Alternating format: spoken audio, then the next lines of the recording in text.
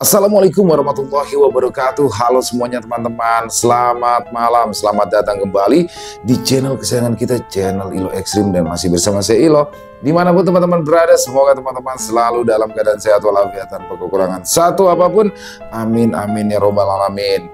Dan pada kesempatan yang baik ini, saya akan membawakan satu kisah dari penulis asal kota Pemalang, Lia Maya. Wow. Dan pada kisah Lia Maya kali ini akan menceritakan tentang perantau asal kota Pemalang yang datang ke Jakarta mengadu nasib dan membuka warung nasi goreng. Waduh, jadi setahu saya ini ya, kalau Pemalang tuh terkenal sama mie ayamnya, mie ayam comal. Waduh, tapi di sini mereka membuka warung nasi goreng. Dan ternyata dalam perjalanan membuka usaha warung nasi gorengnya ada persaingan hitam di dalamnya. Penasaran kan ada apa di warung nasi goreng Mbak Susan? Tapi sebelum kita masuk ke dalam kisahnya, buat teman-teman yang mungkin belum subscribe channel Ilo Ekstrim, yuk bisa diklik dulu tombol subscribe. Jangan lupa lonceng notifikasinya dinyalakan agar teman-teman selalu mendapatkan notifikasi dari konten-konten yang akan kami upload selanjutnya. Dan gak pakai berlama-lama lagi, pasti udah kesabaran kan untuk masuk ke dalam kisahnya. Kita langsung saja masuk ke dalam kisahnya. Buduh horor. Warung nasi goreng Mbak Susan. Heru dan Susan adalah sepasang suami istri yang tinggal di kota dan meneruskan bisnis orang tuanya. Usaha yang sudah berjalan cukup lama itu membuat Susan dan Heru tidak perlu susah payah merintis dan mencari-cari pelanggan. Ya, usaha yang mereka jalani adalah warung nasi goreng. Setiap buka, para pelanggan yang datang sangatlah ramai. Dan tidak hanya warung nasi goreng, Susan dan Heru juga membuka warung pecel ayam di sampingnya yang dipegang oleh kedua pekerjanya. Ada 3 orang yang bekerja di situ, yakni Aji dan Selamat untuk mengurus pecel ayam, sedangkan Yatno selaku sepupu Susan membantu Susan dan Heru di warung nasi gorengnya. Sementara itu, di seberang jalan terdapat pula warung nasi goreng milik Pak Bambang yang baru berjalan beberapa tahun belakangan. Warung nasi gorengnya tidak seramai milik Susan dan Heru, namun setiap hari warung nasi goreng milik Bambang selalu saja buka dan jarang sekali libur. Malam itu, tepat di malam minggu, Susan dan Heru sekaligus 3 pekerjanya sangat sibuk mengurus para pembeli. Banyak yang makan di tempat dan juga dibungkus. Antrian juga cukup panjang. Sementara itu, di warung nasi goreng milik Bambang hanya terlihat 1 pelanggan yang menunggu pesanannya. Itu pun karena awalnya hendak membeli di warung nasi goreng milik Susan, namun karena antriannya cukup panjang, mau tak mau membuat pelanggan tersebut pindah haluan. Nah, ini ya Neng, nasi gorengnya, ucap Bambang dengan ramah sembari memberikan 1 bungkus pesanan pelanggannya itu. Berapa Pak? 12.000 aja Neng. Setelah membayar dengan uang pas, pelanggan tersebut pun berlalu pergi, sedangkan Bambang terlihat sedang mengipas-ngipasi uangnya ke area gerobak. Laris manis Tanjung Kimpul, dagangan habis duit ngumpul. Bambang kembali duduk sambil menatap ganjil ke arah warung nasi goreng milik Susan yang masih terlihat ramai. Kapan ya jualanku bisa seramai mereka? Gumam Bambang. Sedangkan di warung nasi goreng milik Susan terlihat sangat sibuk dan ramai. Aroma bumbu nasi goreng yang ditumis pun terasa sangat harum, membuat siapa saja yang melewati ingin sekali membeli nasi goreng tersebut. Alhamdulillah, hari ini laris manis dan habis Mas, ucap Susan kepada Heru sambil menghitung hasil jualan hari ini. Wah, hasil jualannya lumayan banget ya Mbak. Kalau suatu saat aku bisa buka sendiri, semoga bisa selaris warungnya Mbak Susan. Ucap Yatno. Ya, alhamdulillah. Kita doain semoga suatu saat kamu bisa jualan sendiri ya. Sekarang diambil dulu aja ilmunya, sama gaji separuh kamu tabung, biar nanti bisa terkumpul buat modal. Oke Mbak. Setelah selesai menghitung hasil jualan, mereka pun mulai membersihkan alat jualan mereka dan berlalu pulang ke kontrakan. Sedangkan di seberang jalan sana, Bambang justru masih buka karena dagangannya masih banyak. Tiba-tiba saja, sepeda motor terparkir di depan warung nasi goreng milik Bambang. Wajahnya yang semula kusut mendadak sumringah. "Permisi Pak." "Oke, monggo," ucap Pak Bambang dengan ramah. "Pak, mau nanya, warung nasi goreng yang di seberang udah tutup ya?" tanya pelanggan itu. Seketika wajah Bambang berubah masam. "Ya lihat sendiri kan gimana, sudah tutup kan?" jawab Bambang dengan ketus. Pelanggan itu pun pergi begitu saja. Bambang berdecak kesal karena ia menyangka jika orang tersebut akan membeli nasi goreng di tempatnya. Dasar nggak tahu adab. Ya udah tahu warung di seberang udah tutup, pakai tanya di sini. Gerutu Bambang. Sekitar pukul 3 pagi, Bambang menutup warung nasi goreng miliknya. Walau dagangannya masih lumayan banyak, dengan muka masam ia pun pulang ke kontrakan. "Udah pulang Pak?" tanya Siti, istri Bambang. "Ya Bu." "Gimana Pak jualannya hari ini?" "Masih banyak Bu. Ya susah kalau warungnya Susan itu ramai terus." "Ya wes gak apa-apa Pak, namanya juga rezeki, kan udah dia ngatur." Siti pun kembali masuk ke dalam kontrakan, meninggalkan Bambang yang masih duduk di depan pintu kontrakan. Beberapa menit kemudian, Siti pun kembali mendekati suaminya itu sembari membawa secangkir kopi hitam kesukaan Bambang. "Diminum dulu ya Pak, biar fresh." "Ibu, makasih." Bambang pun menyeruput kopi buatan Siti. Seketika tubuhnya menjadi lebih fresh.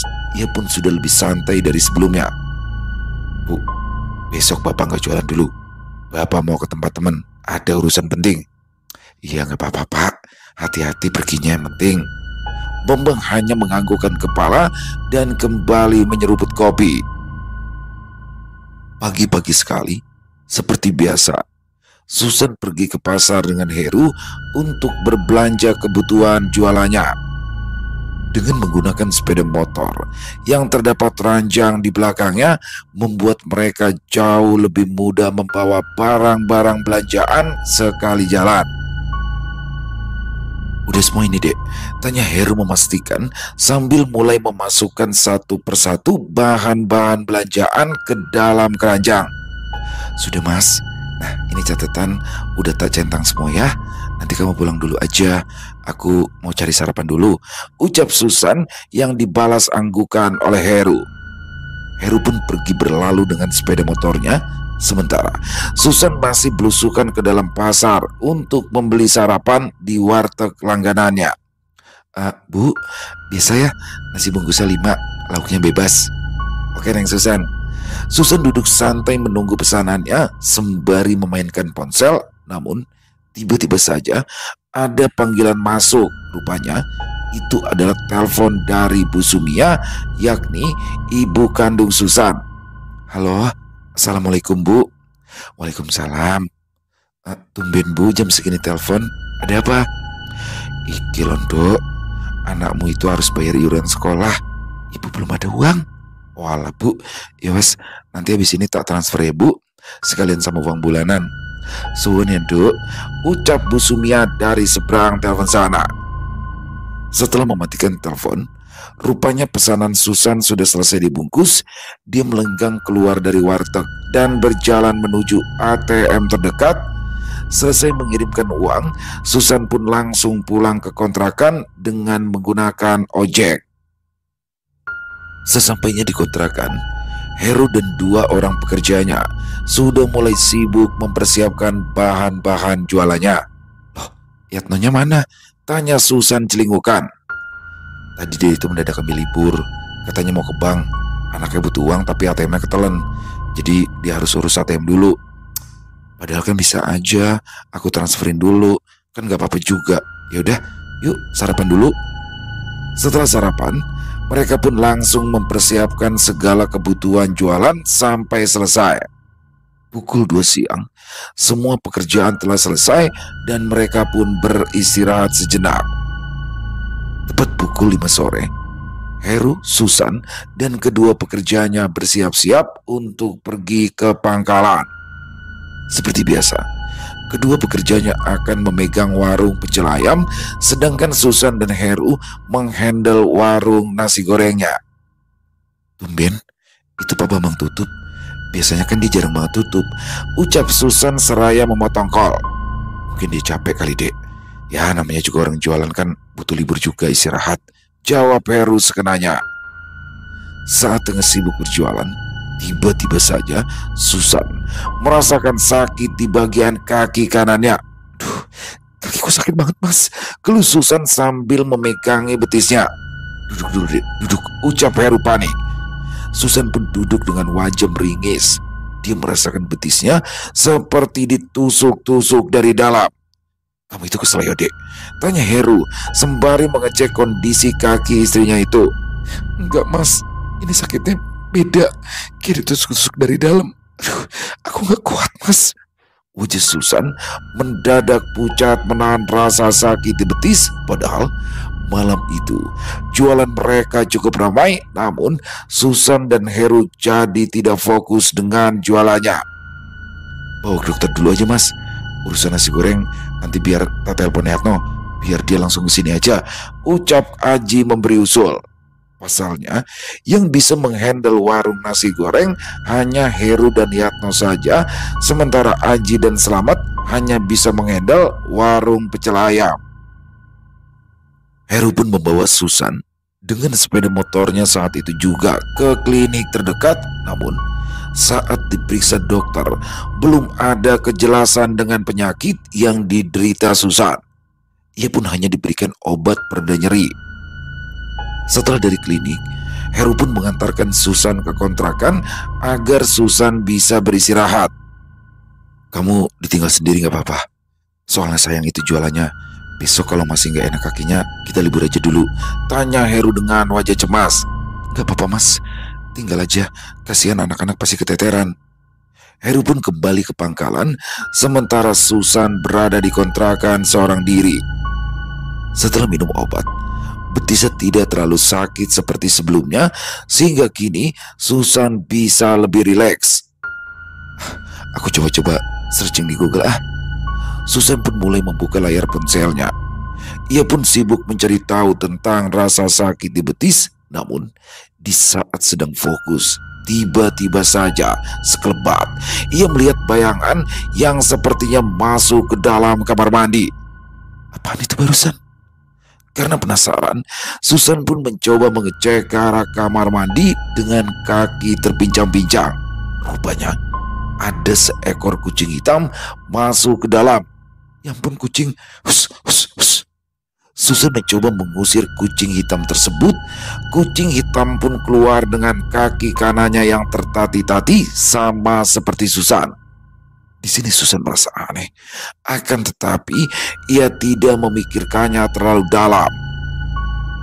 Pukul 11 malam, Susan yang sudah terlelap tiba-tiba kembali merasakan betisnya seperti tertusuk-tusuk, namun kali ini jauh lebih sakit dari sebelumnya. Ya Allah, sakit banget. Susan meraung sembari memegangi betisnya dengan susah payah. Ia meraih ponselnya dan menelpon Heru. Namun suasana di warung nasi goreng cukup ramai sehingga Heru tidak langsung mengangkat telepon dari Susan. Sementara itu, Yatno sudah berada di pangkalan untuk membantu Heru berjualan. Heru kok susah banget sih dihubungin. Susan mencoba menelpon Aji dan juga Selamat, namun tak ada satupun yang mengangkat teleponnya. Karena tak kuasa menahan rasa sakit di betis, Susan pun akhirnya tidak sadarkan diri. Setelah kondisi warung sudah sepi, Heru yang sedang mengecek ponselnya dan terlihat ada beberapa panggilan dari Susan, ia pun buru-buru kembali menghubungi Susan. Namun sayang, Susan tidak menjawab panggilan telepon darinya. Yatno, tolong handle warung dulu ya. Aku mau cek Susan dulu. Oke, Mas Heru. Buru-buru, Heru mengemudikan sepeda motornya dan berlalu pergi meninggalkan warung nasi goreng miliknya. Namun, saat sampai di kontrakan, betapa terkejutnya Heru saat mendapati Susan yang sudah tak sadarkan diri. Ia pun akhirnya meminta bantuan kepada para tetangga untuk mencarikan mobil dan membawa Susan ke rumah sakit terdekat. Susan pun terpaksa harus diopnam beberapa hari ke depan untuk mengecek lanjutan penyakit yang ia derita, sementara jualan dihandle oleh Yatno, Aji, dan juga Slamet. Namun, karena hanya bertiga yang berjualan, dengan terpaksa warung nasi goreng harus ditutup sementara dan yang buka hanya warung pecel ayamnya.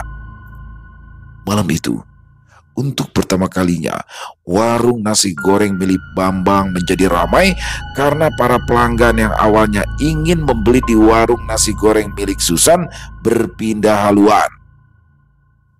Pukul 12 malam, warung nasi goreng milik Bambang pun tutup lebih awal karena dagangannya sudah habis. Dengan wajah sumringah, ia kemudian menyapa Aji, Slamet, dan juga Yatno sembari berlalu pulang. Lah, Aji, mumpung Pak Bambang itu celetuk Aji. Ya, kalau Mbak Susan gak libur, ya mesti dagangan dia masih banyak. Timpal Slamet dengan wajah masam. Sudah, kok malah jadi ngomongin orang? Biarin toh, berarti itu kan rezekinya Pak Bambang, tegur Yatno. Sedangkan di rumah sakit, Susan hanya dijaga oleh Heru. Mereka berdua pun sengaja tidak memberitahu kedua orang tua di kampung karena tak ingin membuat mereka khawatir. Mas, aku haus. Heru yang sedang terlelap langsung terbangun dan mengambil sebotol air putih di meja samping ranjang. Ini dek. Susan langsung meminum air tersebut sampai habis sehingga membuat Heru terkejut. Loh dek, kamu haus banget ya? Ya mas, tapi aku masih haus. Loh, tadi itu kamu udah minum banyak banget loh dek. Tapi aku masih haus mas, ucap Susan dengan kesal. Heru pun kembali mengambil air putih dan Susan di sini kembali menghabiskannya. Selesai minum, tiba-tiba saja kaki Susan kembali merasakan sakit yang luar biasa. Aduh mas, ya Allah, kakiku sakit banget. Duh, sakit lagi ya dek? Ya mas, ya Allah sakit banget. Susan meraung kesakitan di atas ranjang rumah sakit. Heru yang panik langsung memanggil perawat, namun Susan hanya diberikan obat pereda rasa nyeri. Beberapa hari terbaring di ranjang rumah sakit, Susan pun meminta untuk pulang karena ia merasa tidak ada perubahan dan hasil ronsen pun tidak menunjukkan ada penyakit yang terdeteksi, semuanya normal. 1 minggu berlalu begitu saja. Kini, usaha milik Susan dan Heru terpaksa harus ditutup sementara karena Heru fokus dengan pengobatan Susan. Serangkaian pengobatan medis dan herbal sudah Susan dan Heru jalani, namun tidak ada perubahan yang signifikan. Bahkan setiap malam Susan masih merasakan sakit di betisnya. Karena usahanya tutup, Aji, Slamet, dan Yatno pun diliburkan sementara waktu sampai keadaan Susan membaik. Mereka bertiga terpaksa pulang kampung, sedangkan Susan dan Heru masih berjuang untuk menyembuhkan kaki Susan. Di sisi lain, Bambang mendapat keuntungan setelah tutupnya warung nasi goreng milik Susan. Kini warung nasi gorengnya selalu ramai akan pembeli, bahkan hampir setiap hari jualannya selalu habis sampai-sampai ia pun dibantu istrinya karena kewalahan melayani para pembeli. Alhamdulillah ya Pak, jualan kita jadi ramai terus, ucap Siti sembari menghitung hasil jualan malam itu. Ya, ada berkahnya warung si Susan itu tutup, celetuk Bambang. Hus Pak, gak boleh gitu. Anggap aja ini rezeki kita dan kita doakan si Susan itu biar cepat sembuh. Pukul 12 malam, Heru yang sedang terlelap terkejut dan terbangun saat mendengar Susan kembali kesakitan. Aduh mas, sakit banget mas. Aku capek. kalau harus ngerasain sakit terus, Mas? Geluh Susan dengan suara yang sesenggukan. Sabar ya, Dek. Ini ujian buat kita. Mas juga usahain terus. Untuk sembuhan kamu, Dek, ucap Heru berusaha menenangkan. Dengan telaten, Heru mengurut pelan betis Susan, namun Susan masih saja meringis kesakitan dan kini tubuhnya terlihat lebih kurus dan wajahnya pun terlihat semakin pucat. Mas, aku mau pulang kampung aja. Kayaknya dia nggak beres deh. Maksud kamu nggak beres gimana sih, Dek? Mas sadar nggak sih? Kalau sakit itu yang aku rasain tiap malam aja. Terus dokter juga bilang nggak ada apa-apa. Kalau dipikir-pikir ya juga. Ya sudah, kita pulang kampung. Heru dan Susan akhirnya memutuskan untuk pulang kampung dan melanjutkan pengobatannya di kampung halaman mereka. Hari itu, Susan dan Heru pulang dengan menggunakan mobil travel. Sesampainya di depan rumah, Bu Sumia sangat terkejut melihat kondisi Susan yang terlihat sangat memprihatinkan. Bahkan sampai harus digendong oleh Heru.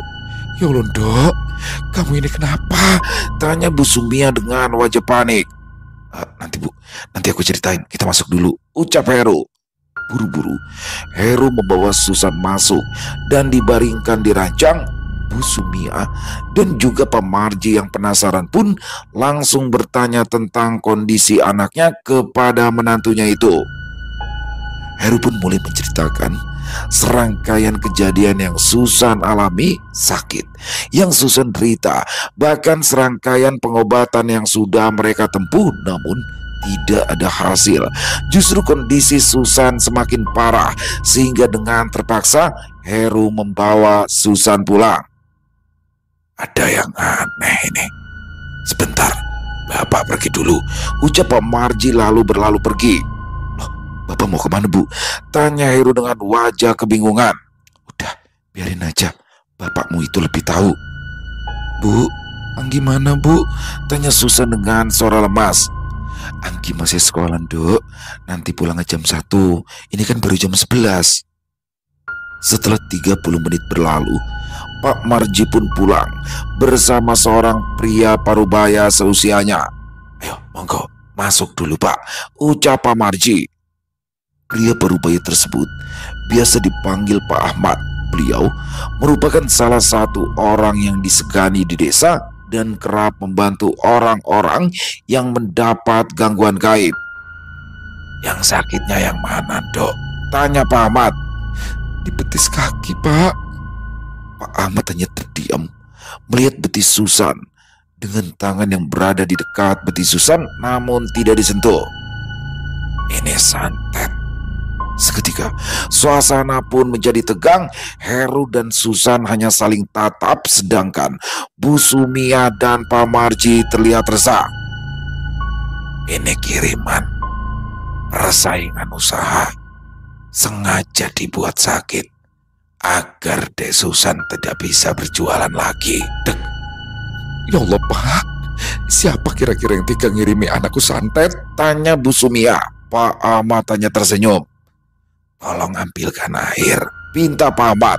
Buru-buru Heru mengambilkan air yang dibutuhkan. Pak Ahmad pun meraih air tersebut. Dia terdiam sambil menatap tajam ke arah air dan memberikannya kepada Heru. Minumkan pada Dek Susan, lalu sebagian balurkan di bagian betis. Heru hanya menganggukkan kepalanya dan langsung memberikan air tersebut kepada Susan.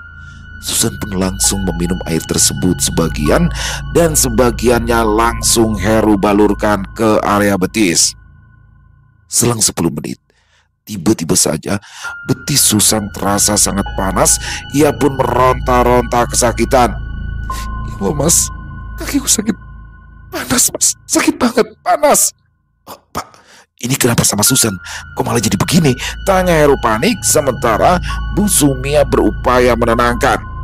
Tahan dulu ya, Dok, sabar. Tapi sakit banget, Bu.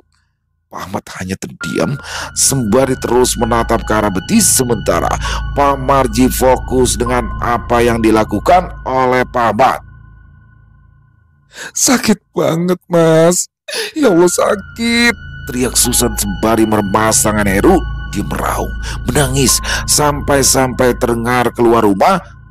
Para tetangga yang penasaran pun mulai berbisik-bisik. Sabar ya Dok, ya Allah Gusti, kok tega banget orang yang ngirimi santet, ujar Bu Sumia dengan tangan yang masih mengusap-ngusap pundak Susan.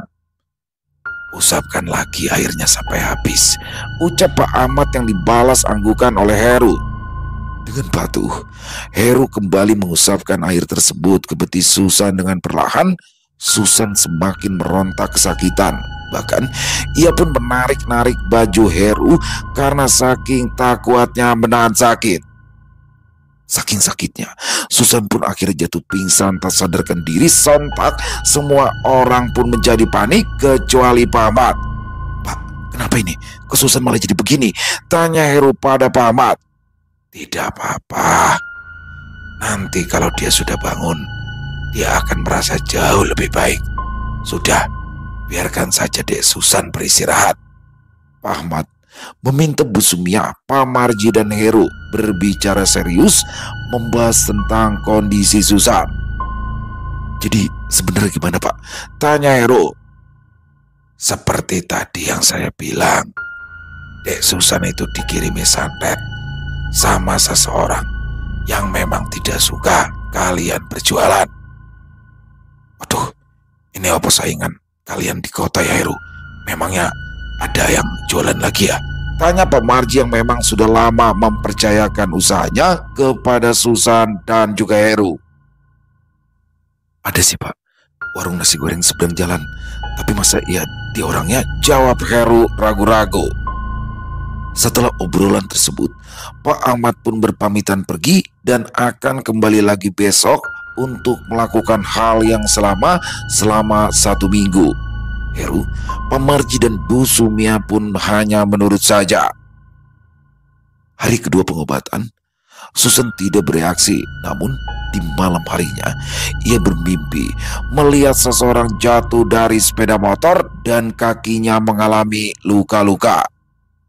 Di hari ketiga pengobatan, Susan meraung kesakitan sama seperti di hari pertama, dan dari betisnya keluar jarum-jarum kecil dan terlihat mustahil. Namun itulah yang terjadi.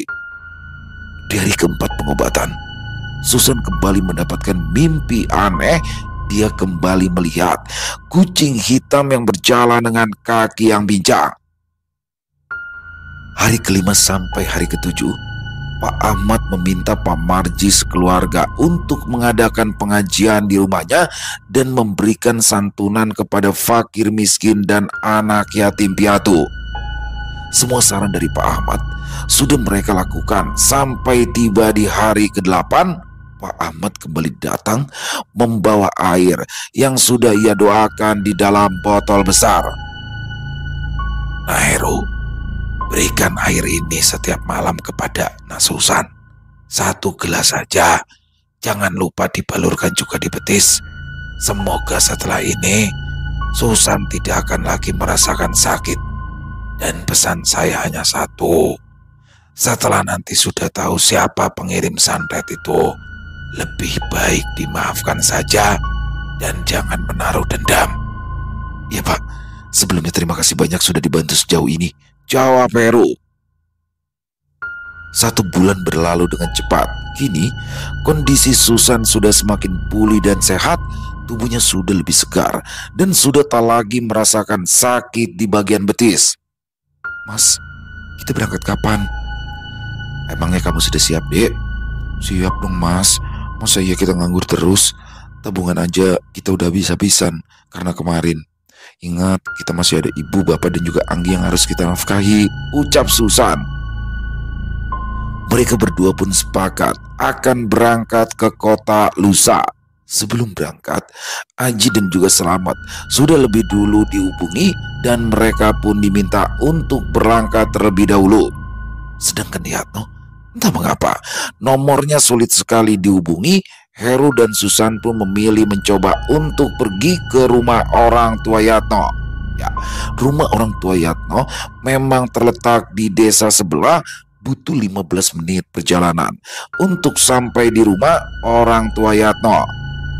Begitu, Susan dan juga Heru mendatangi kediaman rumah orang tua Yatno. Dan betapa terkejutnya Susan saat mereka melihat rumah kedua orang tua Yatno yang sedang direnovasi. Wah, si Bude lagi renov, Mas. Hebat ya. Udah, kenapa jadi mikirin renovasi rumah orang sih? Ayo buruan, sebelum sore. Susan dan Heru memarkirkan sepeda motornya di halaman rumah kedua orang tua Yatno. Assalamualaikum. Waalaikumsalam. Bude, sehat Bude, sapa Susan saat melihat wanita parubaya keluar dari dalam rumah. Ya Allah Susan, ayo masuk. Susan, Heru, maaf rumah Bude berantakan. Gak apa-apa Bude. Heru dan Susan pun duduk di ruang tamu. Sebentar ya, Bude buatkan minuman dulu. Bude gak usah repot-repot, kami kesini hanya mau nanyain kondisi Yatno aja Bude. Walah, kenapa sama Yatno ya Dok? Tanya Bude sembari duduk. Ini Bude, aku ini kan udah gak jualan lama karena kemarin sakit. Nah terus ini rencananya mau jualan lagi. Tapi kok Yatno ditelepon gak bisa-bisa ya Bude? Apa nomor handphonenya ganti ya? Loh, si Yatno itu kan sekarang udah jualan sendiri Dok. Memangnya Yatno itu gak bilang sama kamu? Tanya Bude dengan wajah yang bingung. Susan dan Heru saling tatap dengan wajah yang bingung. Enggak Bude, Yatno gak bilang apa-apa. Udah hampir sebulan ini Yatno itu jualan di kota waktu itu. Dia minta modal, katanya tuh pengen nyoba jualan sendiri. Oh gitu ya Bude. Ya sudah deh, kalau begini kan jelas. Jadi biar nanti Aji sama Selamat aja yang bantu-bantu aku sama Mas Heru jualan. Ya Dok. Heru dan Susan pun berpamitan pulang. Selama di perjalanan, Susan terdiam memikirkan semuanya. Dek, kenapa sih? Kok diem aja sih? Tanya Heru sambil mengemudikan sepeda motornya dengan kecepatan sedang.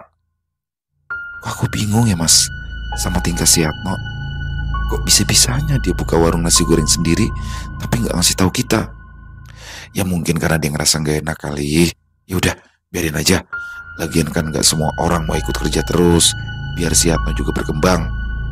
Iya Mas, tapi kan minimal bisa gitu basa-basi.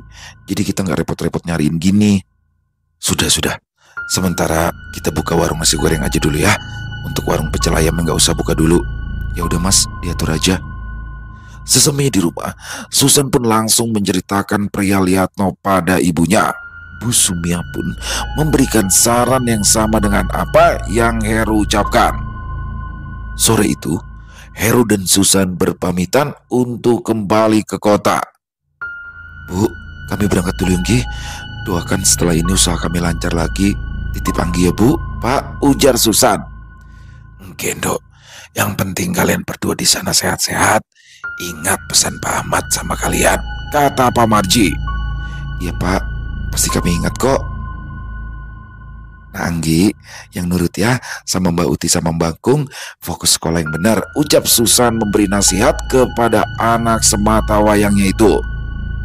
Setelah berpamitan, Susan dan Heru pun memasuki mobil travel dan berlalu pergi. Semoga mereka berdua selalu dalam lindungan Allah, batin Bu Sumia.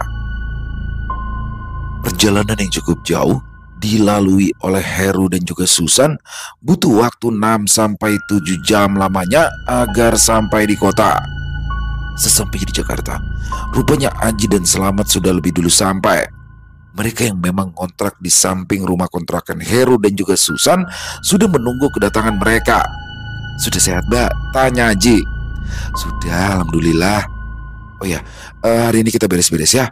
Lusanya kita langsung jualan aja, ucap Heru. Siap, jawab Selamat dengan bersemangat.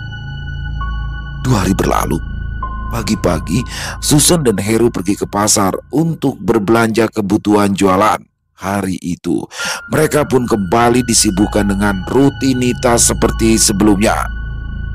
Sekitar pukul 5 sore, Aji dan Selamat sudah lebih dulu berangkat ke pangkalan, sementara Susan dan Heru menyusul. Bismillah, semoga hari pertama jualan pelanggan kita masih setia ya Mas, ucap Susan. Amin, semoga saja ya Dek. Ayo berangkat. Mereka pun akhirnya berangkat dengan menggunakan sepeda motor. Sesampainya di pangkalan, semua sudah tersusun dengan rapi. Aji dan Slamet masih sibuk menatap piring dan juga gelas-gelas, sementara Susan yang baru sampai langsung mengedarkan pandangannya di seberang jalan. "Loh, itu ada penjual nasi goreng yang baru ya, Ji?" tanya Susan kepada Aji. "Waduh, kayaknya iya, Mbak." "Nambah saingan dong kita," celetuk Heru. "Yaudah, jangan dipikirin, rezeki sudah ada yang ngatur," celetuk Susan. Di area sekitar terlihat jelas terdapat 3 warung nasi goreng yang berdiri, satu milik Susan, satunya lagi milik Bambang, dan satu lagi penjual baru. Malam itu, warung baru itu terlihat sangat ramai dan selalu melayani pembeli, sementara warung nasi goreng lainnya terlihat sepi termasuk warung milik Susan. "Pelanggan kita pada kemana ya?" keluh Susan dengan wajah yang muram. "Sabar, Dek. Mungkin kan pelanggan kita belum tahu kalau hari ini kita sudah mulai jualan. Kan kita ini udah lama libur." "Iya juga sih, Mas." "Ya, jadi wajar kalau masih sepi." Susan hanya duduk sambil mengamati warung si penjual baru. "Itu kayak kenal ya," betin Susan. Dan alangkah terkejutnya Susan saat dia melihat sosok Yatno tengah sibuk melayani pembeli di warung nasi goreng yang baru tersebut. Mas Heru, sini," ucap Susan. Heru yang sebelumnya sedang mengobrol dengan Aji dan Slamet mendekat ke tempat Susan duduk. "Ada apa, Dek?" "Coba lihat, itu Yatno kan?" tanya Susan sembari menunjuk ke arah warung nasi goreng baru tersebut. "Loh, iya ya, berarti dia jualan di sana. Kok bisa ya? Kayak nggak ada tempat lain aja si Yatno ini." "Iya, Mas, aku aja shock liatnya." "Sudah, biarin aja, Dek." Betapa kecewanya Susan dan Heru saat mereka mengetahui bahwa penjual nasi goreng yang baru itu adalah Yatno. 1 minggu berlalu, penjualan mereka belum ada kemajuan. Bahkan jualan Susan dan Heru semakin sepi, entah kemana perginya para pelanggan terdahulu. Sementara warung nasi goreng milik Yatno semakin ramai, bahkan ia sudah mempekerjakan beberapa orang untuk membantunya.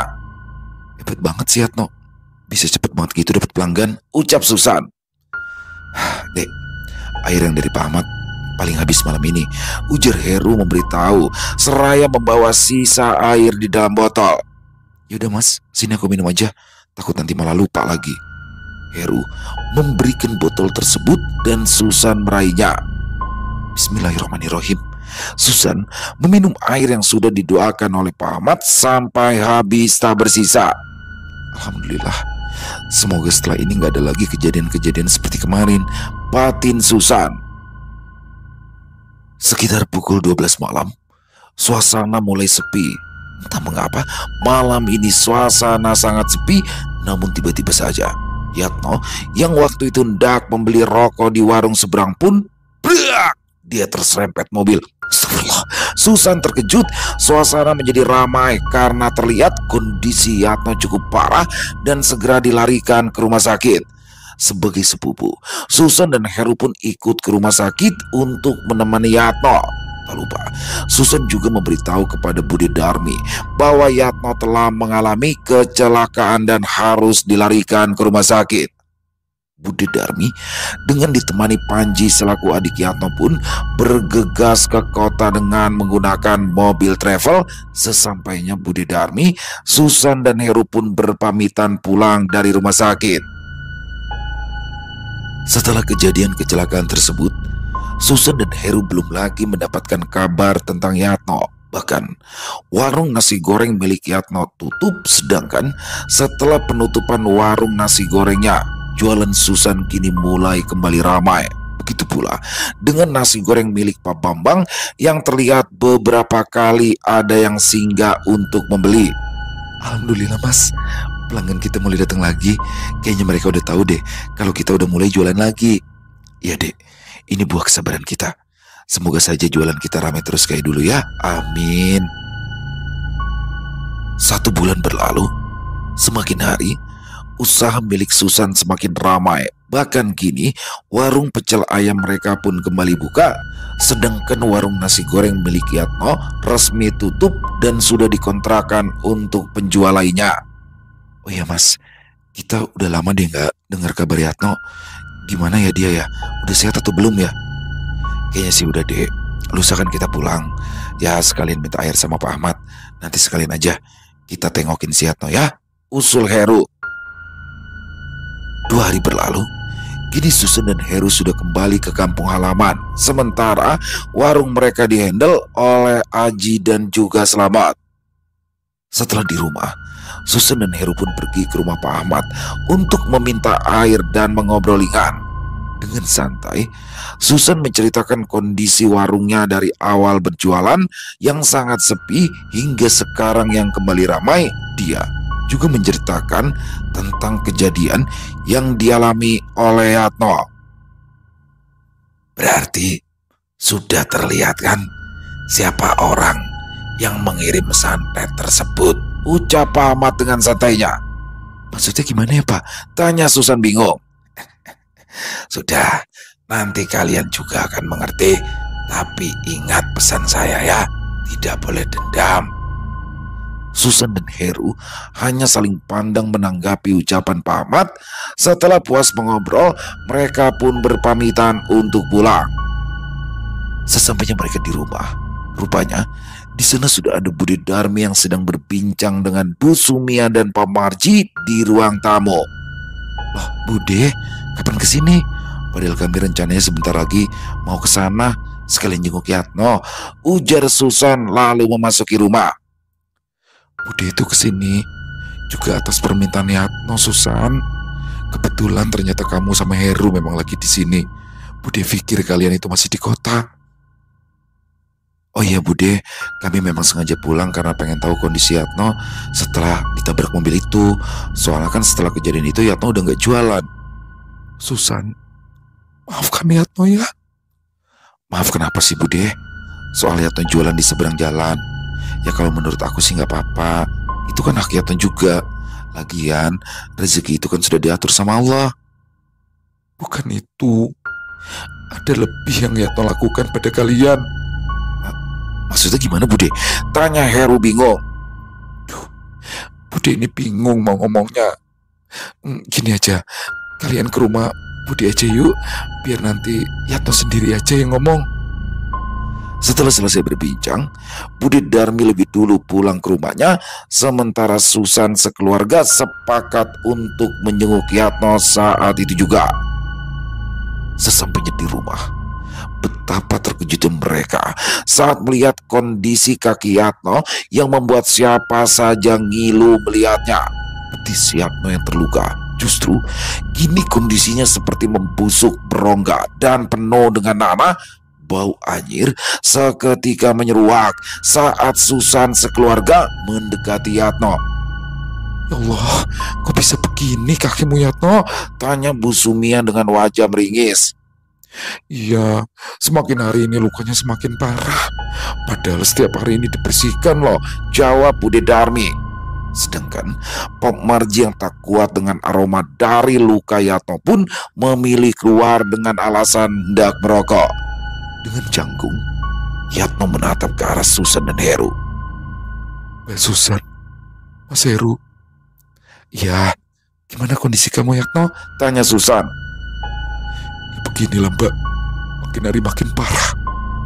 Tapi mungkin ini adalah buah hasil apa yang aku perbuat selama ini. Mendengar jawaban Yatno, Susan dan Heru pun menjadi kebingungan. Kamu itu ngomong apa sih Yatno? Namanya kecelakaan itu musibah, ucap Heru. Yatno tertunduk lesu. Dengan wajah penuh penyesalan, ia meminta maaf. Maaf ya Mbak, maaf Mas, atas sikapku yang dari awal niatnya sudah tidak baik terhadap kalian. Padahal kalian berdua sudah selalu baik sama saya. Sudah, kamu ini gak usah mikir jauh. Kalau hanya soal kamu berjualan di depan warung kami ya, itu kan hak kamu. Rezeki itu sudah ada takarannya masing-masing, jawab Heru dengan sesekali menahan mual akibat bau anyir yang terus menyeruak dari luka kaki Yatno. Bukan hanya itu Mbak, Mas. Sebenarnya yang bikin kaki Susan sakit itu dulu. Aku, ucap Yatno sembari menundukkan kepalanya. Dek, Susan dan Heru sontak terdiam, sementara Bu Sumia shock kala mendengar ucapan tersebut yang langsung keluar dari mulut keponakannya sendiri. Mas, jadi yang dimaksud Pak Ahmad ini, ujar Susan yang hanya dibalas anggukan oleh Heru. Tiba-tiba Yatno turun dari ranjang dengan kaki penuh luka. Dia tersungkur tepat di hadapan Heru dan Susan hingga membuat suasana menjadi canggung. Mbak, Mas, maafkan aku nyesel. Aku sudah melakukan itu semua. Tolong, maafkan aku. Sekarang aku sudah mendapat hukumannya. Tolong Mbak Susan dan Mas Heru mau ikhlas tulus memaafkan aku. Budi Darmi hanya menangis melihat adegan tersebut, sedangkan Susan dan Heru hanya terdiam. Mereka masih syok dengan kenyataan tersebut. Pada awalnya, Susan dan Heru mengira bahwa pelakunya adalah Pak Bambang. Namun, justru Yatno lah yang melakukan itu sendiri semua demi ia bisa berjualan sendiri. Tak hanya itu, selain mengirimkan santet, Yatno juga sengaja mengirimkan guna-guna, membuat usaha Susan menjadi sepi dan dirinya pun juga menggunakan penglaris. Itu sebabnya jualan Yatno selalu ramai pembeli. Yatno, sama saudara sendiri aja kamu tega sebegitunya, apalagi kamu sama orang lain. Sekarang Allah sudah menegur kamu. Semoga kamu benar-benar sadar dan tidak mengulangi lagi hal-hal yang sekeji itu, hardik Pak Marji yang tiba-tiba sudah berada di ambang pintu kamar. Karena merasa kecewa, Pak Marji pun mengajak keluarganya untuk pulang. Belum sempat Susan dan Heru menjawab, mereka terpaksa harus pulang karena melihat Pak Marji yang masih tersulut emosi.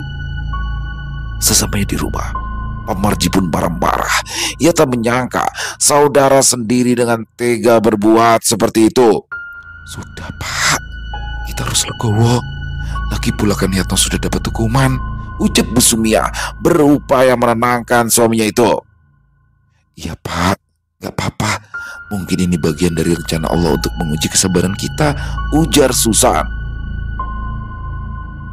1 minggu setelah pertemuan tersebut, Susan sekeluarga diberitahu bahwa Yatno telah meninggal dunia dan akan dimakamkan hari itu juga. Dengan berlapang dada, Susan sekeluarga pun datang dan melayat. Bahkan Susan pun memberitahukan bahwa dirinya dan juga suaminya sudah memaafkan segala sikap yang sudah Yatno lakukan semasa hidupnya. Selesai. Wow, luar biasa kisah dari Lia Maya. Waduh, keren. Plot twist, dan di sini nggak nyangka ya, ternyata pelakunya adalah keponakan, bukan keponakan ya, sepupunya Mbak Susan sendiri, yaitu Yatno. Jadi memang di awal Yatno kan udah bilang kalau dia pengen nih sukses kayak Mbak Susan dan pengen buka usaha warung nasi goreng sendiri. Tapi benar-benar nggak nyangka, ternyata dia pengen buka warung nasi goreng itu di dekat situ juga. Dan bahkan dengan teganya dia mengirimi Susan santet agar berhenti berjualan. Dan ketika Susan sudah berhasil sembuh dari sakit yang dideritanya, dia kirimin lagi guna-guna biar sepi. Masih kurang juga, ternyata dia juga memakai penglaris. Jadi triple ya, 3 nih kesalahan yang dia buat. Dan sesuai dari pesan dari Pak Ahmad ya, agar Susan nantinya apabila sudah tahu harus memaafkan karena orang terdekat ya. Dan ya sudah, karena ya itu. Dan di sini atas pesan dari Pak Ahmad ya, Pak Ahmad, bahwa Susan harus bisa memaafkan, ikhlas memaafkan siapa yang sudah mengiriminya santet ya, karena juga sepupunya sendiri. Dan pada akhirnya di sini Yatno mengalami apa yang dialami juga oleh Susan, tapi lebih parah. Kalau Susan cuma sakit kayak ditusuk-tusuk tuh betisnya ya, di sini akhirnya Yatno mengalami pembusukan di kakinya yang sama di kaki seperti yang Susan rasakan, bahkan sampai pada akhirnya meninggal dunia. Luar biasa di sini kisahnya ya. Banyak sekali hikmah yang bisa kita ambil di sini. bagaimana kegigihan, kesabaran Susan dan juga Heru suaminya dalam menghadapi cobaan yang datang, sampai akhirnya mereka terpuruk dan bangkit lagi setelah itu. Walaupun memang di bulan-bulan awal masih sepi, tapi akhirnya dengan sabar dan telaten bisa rame lagi. Luar biasa. Disinilah teman-teman mental dagang yang harus dimiliki oleh teman-teman yang juga mungkin dagang ya. Dan semua bisnis sih, mental bisnis harus seperti ini. Ketika dipukul jatuh, bangkit lagi dan dengan tetap cara yang baik dan positif. Wow, keren banget. Lia Maya, terima kasih atas kisahnya. Ditunggu lagi untuk kisah-kisah selanjutnya. Dan buat teman-teman mungkin yang punya komentar lain, silakan bisa menuliskan di dalam kolom komentar ataupun hanya sekedar saling menyapa, silakan. Insya Allah kami akan membalasnya satu persatu. Dan buat teman-teman yang suka dengan videonya, bisa diklik tombol like atau tombol jempol, boleh juga dong dibantu di share ya link videonya ini ke teman-teman yang lain agar juga ikut merasa terhibur. Dan di akhir kata saya Ilo mengucapkan permohonan maaf apabila mungkin dalam pembawaan kisahnya barusan ada kata-kata saya yang salah ataupun ada kata-kata saya mungkin yang kurang berkenan. Saya mohon dibukakan pintu maaf yang seluas-luasnya. Sampai berjumpa lagi di konten-konten kami selanjutnya. Masih bersama saya Ilo di channel Ilo Ekstrim. Salam sehat sukses selalu untuk kita semua. Wassalamualaikum warahmatullahi wabarakatuh.